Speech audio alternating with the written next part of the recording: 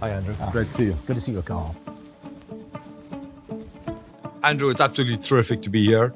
I'm looking forward to hearing your views as you reflect on 25, but more importantly, really what the trends you're expecting to see in 2026, particularly as we come off what is the second strongest year for M&A. Let's start with AI. I'd love to get your thoughts on AI and how that's been affecting the M&A market. AI drove significant transactions across the broader economic system. It drove transactions in software, such as IBM's recent announced acquisition of Confluent, which we advised on.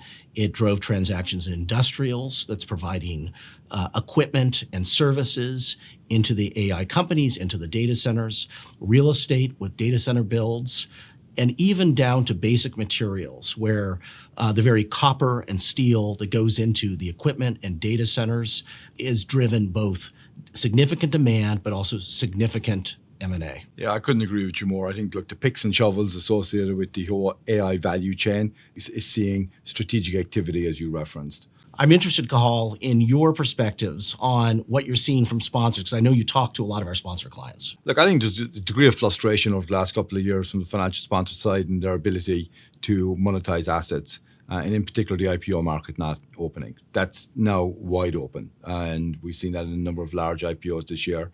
And I think that allows them to return capital to their investors, increase the DPI ratio, which is very important to their LPs.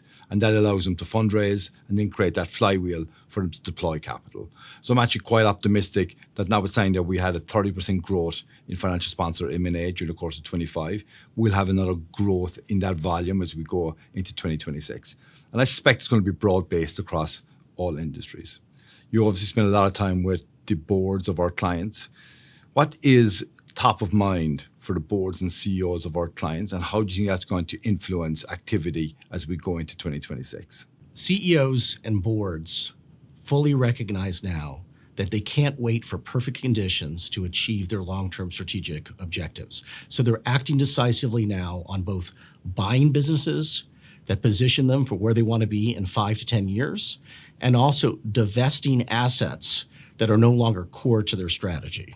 The other driver of corporate activity is cross-border deals. We saw a lot of activity by Japan buying into the US, Europe buying into the US, and that's what we really saw in 2025, and we're seeing in our pipeline into 2026. So with that, Andrew, look, it sounds like we're both sharing optimism for 2026 in terms of the volume for M&A. And I think, I'm very optimistic for Barclays in what's going to be a very buoyant M&A market for all the reasons we discussed going into 2026.